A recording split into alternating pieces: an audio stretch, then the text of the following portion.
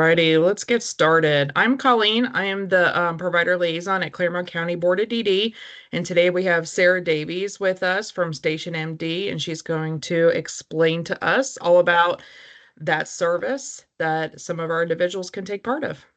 Go ahead, Sarah. Awesome. Well, thank you. So yes, my name is Sarah Davies. I feel as though I do know a few of you from past jobs, past lives, all that good stuff. So I'm very excited to be here. Um, okay, can everyone see my screen okay? Yes. So, as I said earlier, when I present on Teams, everything is blocked, so I can't really see anyone. So if you have a question, feel free to interrupt me. We can also wait till the end to do questions, and hopefully a lot of the things you're wondering will be addressed in this presentation. Um, so first off, the healthcare assessment. The healthcare assessment is a new service that was approved on all three waivers as of January 1, 2025. So it's a relatively new service for the state of Ohio. StationMD has worked in Ohio for a little bit now. We are working directly with the department on piloting the service to see kind of how it went, if it was a service they wanted to add. So after that experience, they did decide, yes, this is something that's very beneficial to people with disabilities, to their providers, to the counties. So it was added, it was approved by CMS January 1. So the healthcare assessment is the service on the waiver. StationMD is the certified, currently the only certified provider in the state of Ohio to offer this service. The healthcare assessment is 24/7 access to doctors who are extensively trained in working with people with IDD. Our goal at Station MD is to help people just thrive in their community, right? To make sure that those medical needs are met with equity and respect and dignity, and that we're able to just support people. The healthcare assessment is not meant to take the place of any of your existing medical professionals, right? People have great teams of doctors and medical specialists, and we're just here to kind of help and fill those gaps in healthcare. And we'll get into that a little bit more later. So Station MD was founded by four emergency room doctors. They worked at a hospital in New York, and right by that hospital, there was a congregated living situation with people with disabilities. And so they really started noticing that a lot of times when people with disabilities were coming into the emergency department, they weren't truly emergent situations, right? They were coming in because, they just needed something right then to make sure that, they could get through to see their primary doctor. Maybe some of them were in between having primary doctors. But they just had these questions and these needs that weren't necessarily life-threatening and worthy of an emergency department, right? But they needed addressed right then. And those were for, multiple reasons. They also really realized that when people with disabilities were coming into the emergency department, it turned into a rather frightening experience, right? It was out of routine. Things were getting, shifted around a lot of times when they were living with other people. The whole house had to come, right? Because of staffing issues. And just, those things that we all know about emergency departments, right? It might be a 6 hour wait. It's gonna take up a chunk of your day. You're most likely gonna have to sit next to someone vomiting. I don't know. That always happens to me, but I have incredibly bad luck. But we know it's just a really big stressor, right, for people with disabilities. But also, it's a big stressor for caregivers, whether they're paid or whether they're unpaid, right? It can really contribute to a lot of the things that we're seeing right now in the workforce crisis. So they really wanted to address that. Additionally, they were realizing that when you don't understand the wide spectrum of disabilities, not that you can understand everyone, right? That people don't get that same care, the communication barriers, the not understanding the, verbal and nonverbal cues. And so they were really bothered by this. And they're like, how do we address this need within healthcare? And how do we just minimize those health risks, right? But also kind of let people just live their best lives. These types of things, they really rob people of the valuable time. People's time is important, right? They want to be living their life. They want to be in school, working their community job, attending day hab, doing Special Olympics, spending time with their community and their family. And so it was this question, is there a way to meet these needs? Kind of taking the emergency department trip out of the equation for non-emergent, non-life threatening situations. So that's really what they set out to do. So StationMD is a first line medical resource for individuals, families, providers, our whole support system. It is a virtual appointment, and you can call in the person once it's on their plan. They can call in anytime, any day, anywhere. This is one of the coolest things about this service is that it follows the person, right? So my daughter has a disability. She is a waiver user. We had it added to her service. She spends time with me. She spends time with her father. She spends time at school. She spends time with her DSP. They're usually cruising through Costco buying things that we don't really need, but it's what they like. So this is something that no matter what's going on, no matter where you are, you have access to specifically trained medical professionals. Um, and again, they understand the needs of people, with more high risk, complex needs. And they understand the different challenges there are, right? They're available anytime when the primary doctor is not, or when there's limited access to medical care otherwise. A really great example of this is there's a colleague of mine, and she is a waiver user, and she doesn't always stay up to date on having a PCP, right? So there we were talking in our ISP, and we're kind of going over some conversations, and it was like, hey, it's one of her goals to find a new PCP, but how can we minimize that medical risk when she has a lot of autoimmune issues, right? How do we minimize that health risk while you're working on finding a new PCP, right? So it doesn't have to be just for people who are like super complex medically. It really is a lifesaver in those situations for sure. But it's also for people who are looking to have more independence, more control over their medical decisions and their medical care. We're seeing a lot of it.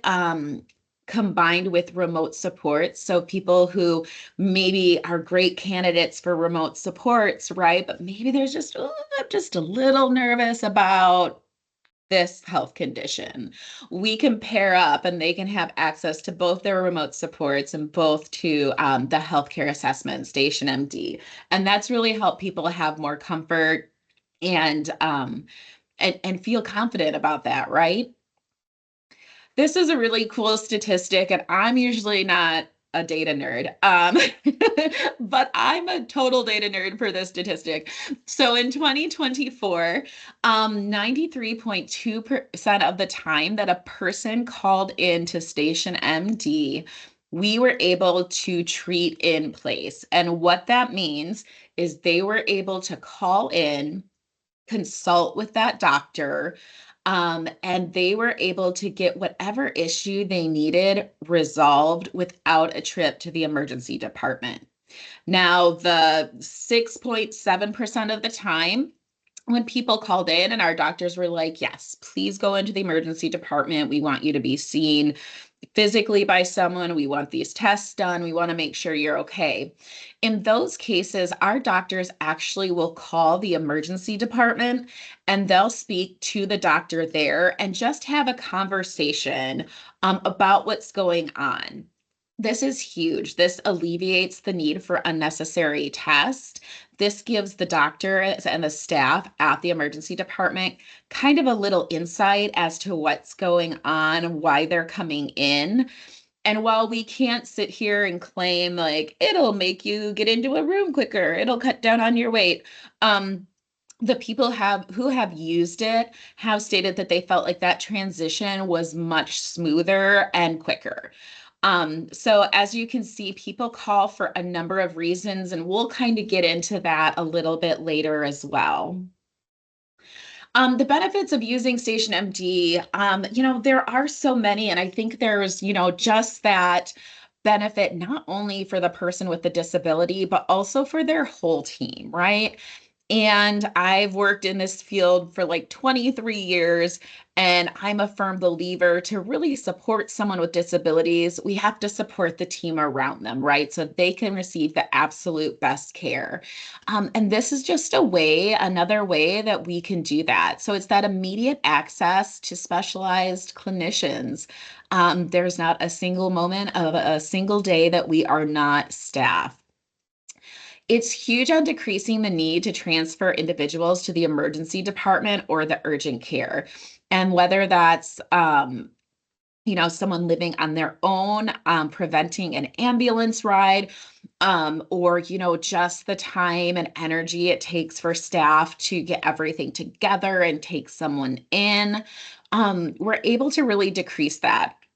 I've also, so my brother is a firefighter first responder, and I was kind of telling him about, the job and what Station MD does, and his eyes just lit up, and he's like, oh my gosh, that would be amazing if every single person, he said, can every person with a disability in our county have this? And I was just like, what are you talking about?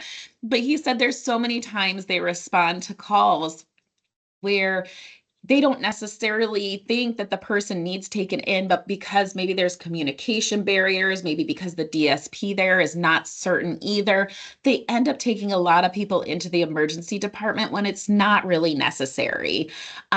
So he was kind of excited about that, and I was like, oh, that's a really good point that I wouldn't have thought of. So I was very grateful for him. I informed him he's now part of my presentation, which I don't think he really cared, but So when to call Station MD. So like I said, this doesn't have to be those life or death. Oh my gosh, something's happening. In fact, if someone is clearly about to meet their demise, do call 911, please. Um, like I said, we're not here to replace anything. But you can call if kind of you're on the fence about it, right? You ever have those times, oh, this person fell and they bumped their head, but they're not acting weird. There's a little red mark. I'm not sure what to do. I want to err on the side of caution, right? Absolutely give us a call. Is this necessary right now? We actually had an instance with another a provider and a person who has this on their plan. And they called in thinking, we're just trying to figure out if we need to go to the emergency department, right? We don't really think so, but it's part of our protocol to call in and check. Well, thankfully they did because the clinician was really able to identify something that ended up being life-threatening. And had they not gone to the emergency department then, I mean, he ended up being admitted and it saved his life. And it was one of those things where they're like, okay, let's just call and check in. But had they not, the provider was saying that they definitely feel that person would have passed away. And so that was a huge, huge benefit. It doesn't have to be those potentially life-threatening, like I said, rashes, cuts, bruises, any of those things. I was speaking to some people who attend day programming, and the staff that was with them, they were talking and they were like, oh my gosh, if people could use this here, they're like, do you know how many times we end up sending people home because like we think it's just a rash, but we've got to make sure it's not scabies, right? And that the whole place doesn't have it. They're like, how cool would that be if, we could just use Station MD, determine that and call it a day. My daughter has eczema and it never fails. Like once a year, the school is convinced it's something different, and then I have to go pick her up, and then I have to get a doctor's appointment, and sometimes that takes 2 to 3 days. And so it's just all this time, and she's missing out on her life because of it, right? Um, Prescription refills, general medical guidance. This is, I mean, I think about this so much. Um, you can be as prepared as you want, right? And there's always those times, it happens to me about 2 to 3 times a year, where it is Saturday at 8 p.m. and I sure am out of some med that I thought I had one more bottle of. So you can call in, we can assist with med refills. Really anything. It just covers anything. If you have those people who have reoccurring UTIs, ear infections, anything like that, um, we can just assist. And even if you just have a question, you're like, I would really like to ask the doctor this, right? I think that my doctor's office regrets ever letting me have a my chart because I email them quite frequently. And sometimes I don't get a response back for like 24 hours. So there is that lag time. This is something that you can call in, ask your question, have that documented answer, and be able to move on. In addition, we make sure that our clinicians are trained in behavioral health, right? So if someone's having some agitation, some anxiety, any of those things, and they kind of want some guidance, they can absolutely call into that. We can help with de-escalate escalation exercises. I can speak today, I promise. And kind of help guide them through that crisis and provide next steps. Implementing PR and meds, so we have really great behavior support plans or specialized support plans, depending on where you live, right? But sometimes, we have these plans, we have these protocols in place, and sometimes it still can be daunting. I remember I worked as a DSP for many, many years. And I had one person who part of her plan was, if she's getting super agitated, then you're going to give an Ativan, right? And after 30 minutes, you reassess the situation and you give an Ativan. So, like, that part of the plan was really clear, but I always felt anxiety, like, oh my goodness, this is a controlled substance. Like, I have to do a count at the end of each shift, and this feels very heavy, right? So even that idea of like, hey, I have this great protocol in place. I know what it says, but I just want to make sure this is all checking out, right? Am I overreacting because I'm tense right now? Just that double check. So I love that they're available for that as well. Calling in is super easy. So it does just start with a call. You call into 1-877 stat MDS. You will either leave a brief message or and get a call back very, very quickly, or someone will pick up and they'll get that patient information. So this is a doctor's visit, right? You're meeting with a doctor. They'll collect the information, probably go over, the active med list, make sure nothing's changed, just like you would at the ER, at urgent care, at your primary care doctor. But then we have someone who's going to help that person, whether it's a caregiver calling or a person with disabilities calling. We're going to walk them through all the steps to get into that HIPAA secure Zoom room where we do the virtual appointment. So since it is a virtual appointment, right, you do need a two-way audio visual device. That can be a Kindle, it can be an iPhone, it can be an Android, a laptop. They just need to be able to communicate with the person and see them. So that is something that, we would need to do that, but we have people there to walk through it because they really, the founders didn't want people to have to stress over technology. And as someone who is not very technologically savvy, I always appreciate that, right? They wanted to make this process as easy as possible. I don't go into this slide a whole lot because you all know what local resources you have better than I do. But if this is a service that is needed and could support the person, definitely have that team meeting, have the conversations, and see how to best get a device if you don't have one. Um, there are a lot of different ways, and I feel like a lot of different communities have ways to kind of address the technological need. So, how to enroll if this is a service you feel would benefit the people who you're supporting. It is kind of that that discussion, right? There is a revision that needs to take place. It is a waiver service, so there does have to be an assessed need. When I say assessed need, there is no like piece of paper to mark yes, no, maybe, blah. We're not adding that. We're not adding that. No more, no assessment. But in an assessed need, we just need to clearly state in the ISP why the healthcare assessment is being added. So, like I said earlier, my daughter has it. It talks about her medical complexities and how it's safer for her to have access, right, wherever she is to medical professionals. That's in like the healthy living section. But we also have people who are using it again, more independence in their medical care, having the ability to reach out to a doctor at any time. The assessed need is just going to be the reason, the specific reason that it can support that person, right? It's like I said, it's not like a yes or no assessment. You need 27 yeses to qualify. It is not that. The funding is going to be the waiver. So we are a waiver certified provider through the Ohio Department of Developmental Disability, and the frequency is just 1 unit per month. The unit cost is $34.50.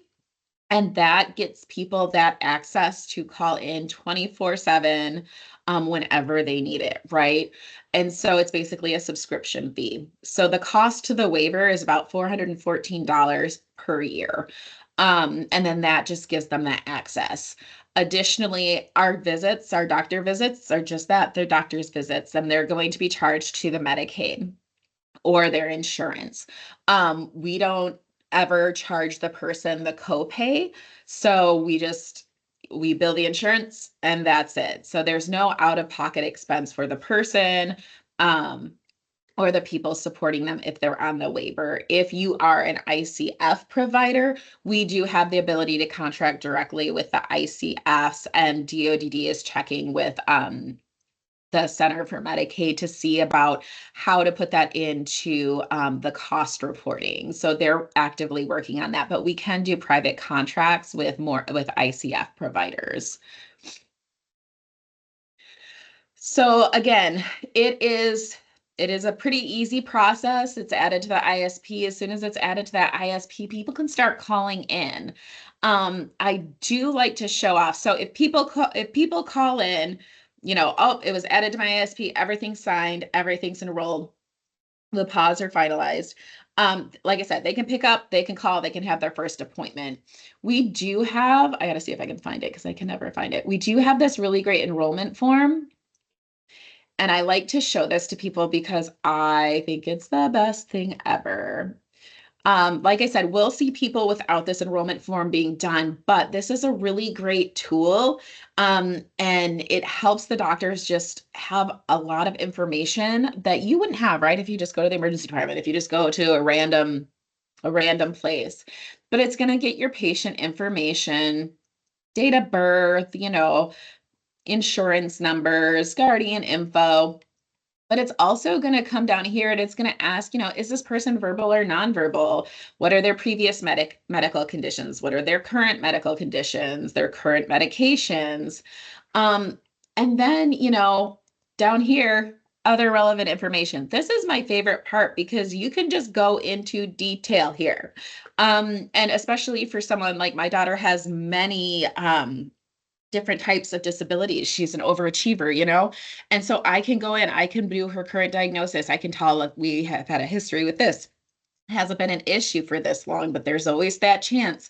So this just gives them the ability to really dig deeper and provide even better care. There is down here, do you want this, the post encounter note shared with your primary care physician? Heck yes, put it in there, right? And then you can make sure that they have access to anything that was done, right? Just like if we say like, yep, we're going to take care of this. We feel like, yes, you are right. You have pink eye here, is a prescription for the drops. We'll call it in for you. You can pick it up. But then we can just let your doctor know, right? So that you can really monitor those things. This is huge for people who are, maybe tracking unusual incidents, right? So like we can identify trends and patterns. We can look into that. Who should receive post-encounter visit notes, right? It's a doctor visit. You're going to get that after visit summary. You can add whoever needs to get them here. So whether that's a person who, lives in a shared living situation, okay, we're going to make sure my SSA gets it. We're going to make sure my primary doctor gets it. Maybe I want my uncle to get it. I don't know. So you can add whoever needs to be here. They have an APSI guardian, if they have a guardian who lives outside of the state, any people who need this, you can add them and they will get those post encounter visit notes, right? So I love this because I remember being a DSP and trying not to lose those slips and the doctor visit form and the after visit summary. And I remember feeling stressed about that. Obviously, I felt stressed about a lot, but welcome to my world.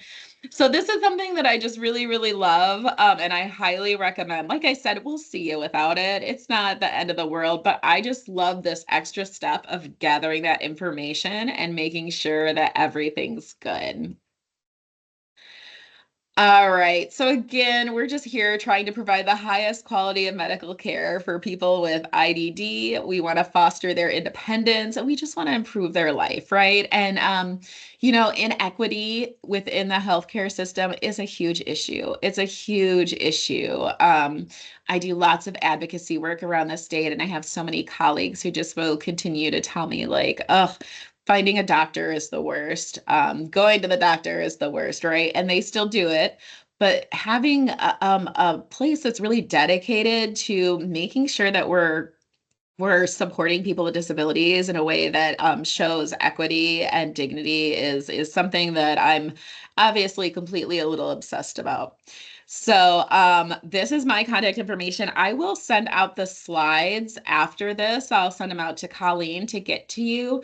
And then if anyone has, I'll also throw my email in the chat real quick. But did anyone have any questions? I would always love to connect with you all further and kind of, talk to you more about it.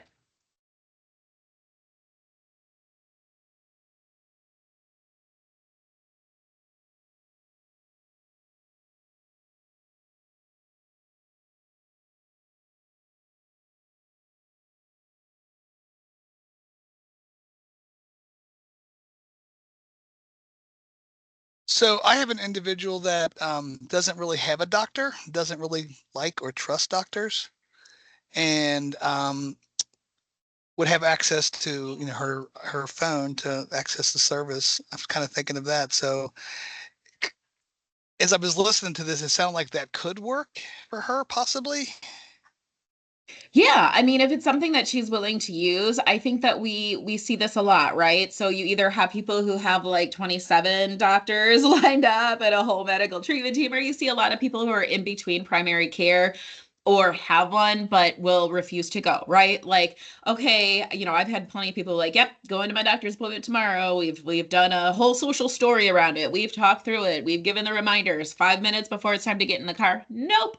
And you're like, but I need you to get med refills. So definitely, like I said, we're just here to fill in the gaps. We're always going to encourage people to have those teams, to have a PCP, to have medical professionals you trust. But if that is a current gap, while you're working towards that, we absolutely can assist. So I have a question for individuals that do not have a waiver.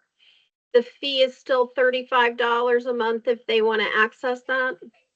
Yes. So if they don't have a waiver, so there's a couple different things. We can do contracts with individual agencies or county boards, if they're using local funds. We have that option. If they have Medicaid still, we can do a contract where it would either be locally funded or there's some providers who feel like it's such a benefit, they fund it independently, right? if the person does not have Medicaid or a waiver, we have a program going with the ARC of Ohio where they can private pay through the ARC of Ohio and they can get access to that service. Can you send us that information? Yep. Okay. Yep. I have a whole list of flyers and stuff that I send out. So absolutely. Okay, thank And you. I should have mentioned there's no age minimum or max, right? So we will see anyone. It doesn't matter their age. So we're here to support people with disabilities regardless of age. So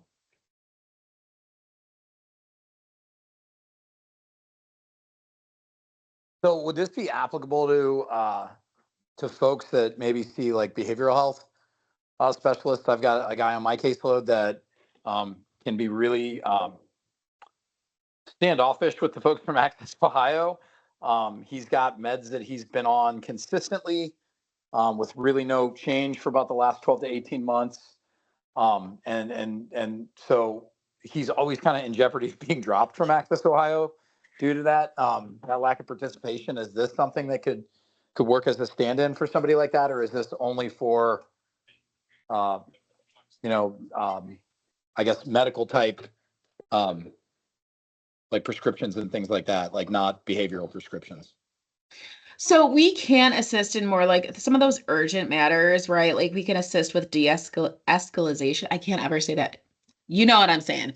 But we do have, if it's something that seems to be a bigger issue. So there's just certain things that we can't prescribe from the urgent care. Like there's certain meds as far as like behavioral meds that can't be prescribed just because of like the class they're in of medication. We do have the ability to work with the counties or the agency to establish behavioral health. We have a behavioral health team, but that is something that's separate than the urgent care side of it, that call a doc side of it.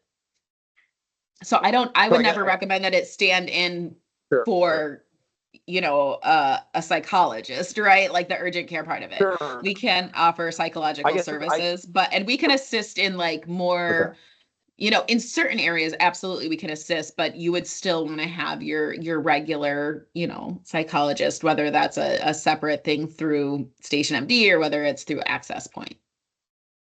Right. So as a follow-up then, so in this instance, I was able to get things reestablished for him. But if he was in jeopardy of not having those meds and not having that would be a stand-in. But that, if I'm hearing this right, that would only be a temporary solution. And then and there's only a limited number of prescriptions that you're permitted to fill. Correct. Okay, cool. Got it. Thank you. Yep, no problem. And I'll see if I can get a list of like certain meds that we're not. Like I think it's just more like those psychotropic meds, like stuff like that. So I think there's just a certain class of medication that we can't fill. Our psychiatrist probably could fill them, but like the urgent care service, right? That's gonna be it's gonna be different. So the regulations are a little different there.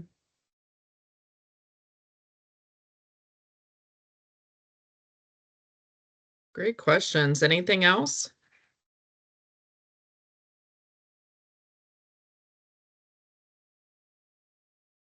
Okay.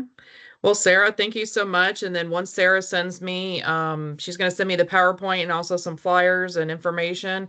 I will get that all out. And then we did record this, so I'm going to figure out a way to get that to you as well. All right. Well, thank you all for your time. I really appreciate it, and have a really great day. All right. Thank Thanks, you. Sarah. All right. Bye.